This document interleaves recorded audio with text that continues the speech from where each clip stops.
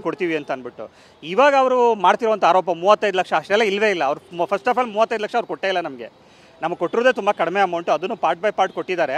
ಕೊಟ್ಬಿಟ್ಟು ನಮ್ಮ ಹತ್ರ ಪಾರ್ಟ್ಸ್ ಇಸ್ಕೊಂಡಿದ್ದಾರೆ ಹೊರತು ನಮ್ಮ ಹತ್ರ ನಾವು ಮಾಡೋದಕ್ಕೆ ನಮಗೆ ಟೈಮ್ ಬೇಕು ಅಂತ ಹೇಳಿದ್ರು. ನಾವು ಫಸ್ಟೇ ಹೇಳಿದ್ದು ನಮಗೆ ಟೈಮ್ ಲಿಮಿಟ್ ಬೇಕು ನಾವು ಅದನ್ನು ಮಾಡ್ಕೊಡೋದಕ್ಕೆ. ಯಾಕೆಂದರೆ ಪ್ರತಾಪ್ ಸರ್ ಒಂದು ಹೊಸ ಇನೋವೇಷನ್ ಮಾಡ್ತಾ ಇದ್ದಾರೆ ಡ್ರೋನಲ್ಲೇ.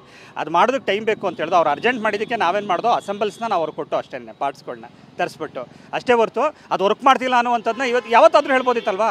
ಈಗ ಅವರು ಡ್ರೋನ್ ಹೋಗಿದ್ದಿನ ಹೇಳ್ಬೋದಾಯ್ತು, ಬಿಗ್ ಬಾಸ್ಗೆ ಹೋಗಿದ್ದಿನ ಅಥವಾ ಮಧ್ಯದಲ್ಲಿ ಹೇಳ್ಬೋದಾಗಿತ್ತು. ನನ್ನ ಜೊತೆ ಅವ್ರು ಮಾತಾಡಿದ್ದಾರೆ, ಯಾವತ್ತೂ ಹೇಳ್ದೇನೆ ಈಗ 4 ದಿನ ಆಯ್ತು ಅನ್ನೋವಾಗ ಇವಾಗ ಮಾತಾಡ್ತಾ ಇದ್ದಾರೆ ಅಂತಂದರೆ ಸಮಥಿಂಗ್ ಫಿಶಿ ಅಂತ ನಿಮಗೆ ಅನ್ಸಲ್ವಾ?